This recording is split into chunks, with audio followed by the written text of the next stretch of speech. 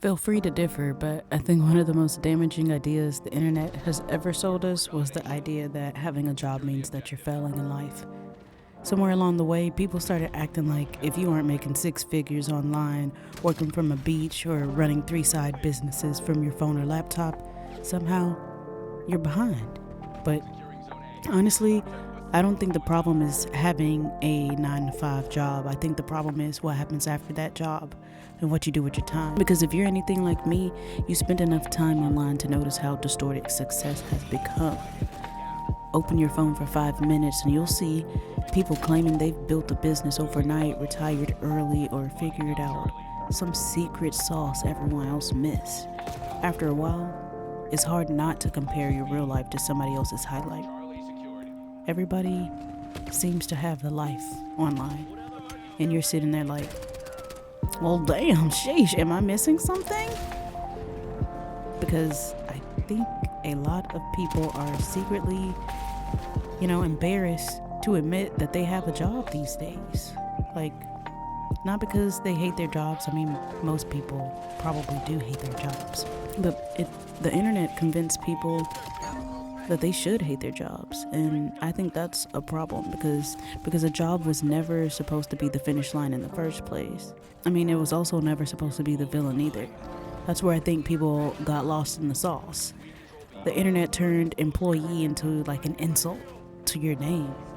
Like someone getting a paycheck every 2 weeks means you're a loser.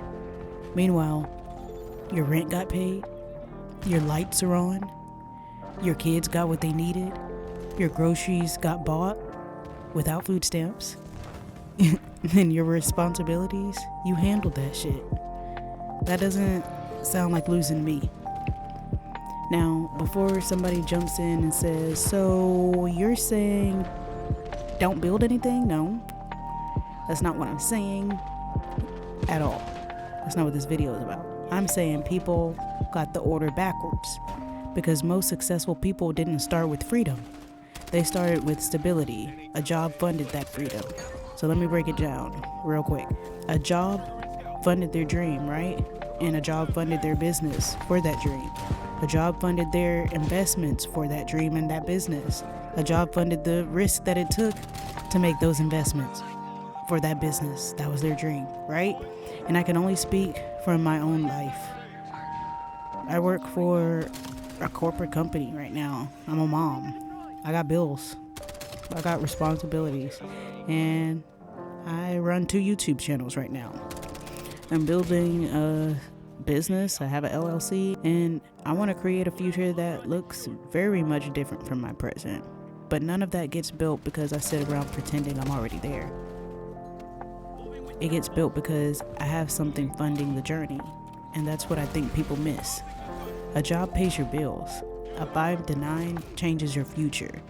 There's a difference because the real danger isn't that people have jobs. The real danger is that people clock out mentally when the job is over and they're done for the day, They're drained. That's the trap right there. Not physically, but mentally. You get home, you sit down, you open social media, TikTok, IG, Facebook, whatever it may be, Reddit, open YouTube, open Netflix, Instagram, you keep scrolling, you watch something, you consume and repeat. And the scary part is none of that feels dangerous while you're in it. It feels normal.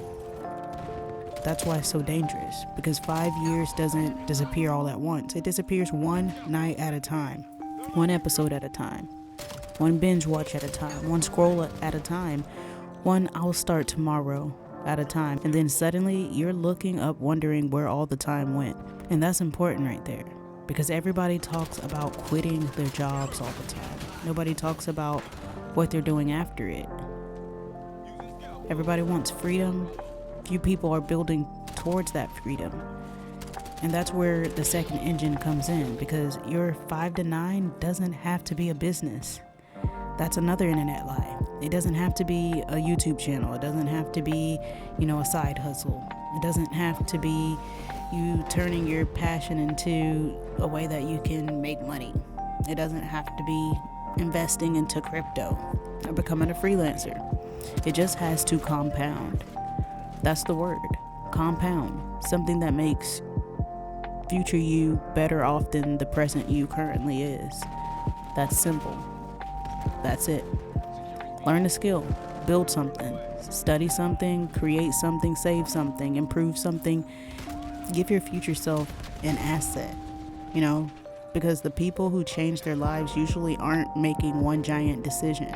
They're stacking all those small decisions that compound over years. And maybe that's why I don't connect with a lot of the quit your job content anymore, because it sounds good. Yeah, I've quit my job, with no plan. I mean, COVID kind of gave a lot of people an excuse to, but pretty much even when I quit my job, I always had a steady paying income, but it sounds good at first, but it doesn't sound real, like consistently. Most people don't need to quit their jobs. Most people need to stop treating their paychecks like their enemy. They need to start treating it like fuel, right?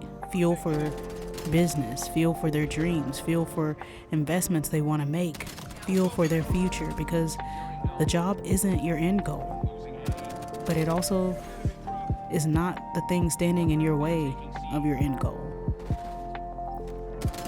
And if you've been sitting here this whole time really listening, I want you to think about something.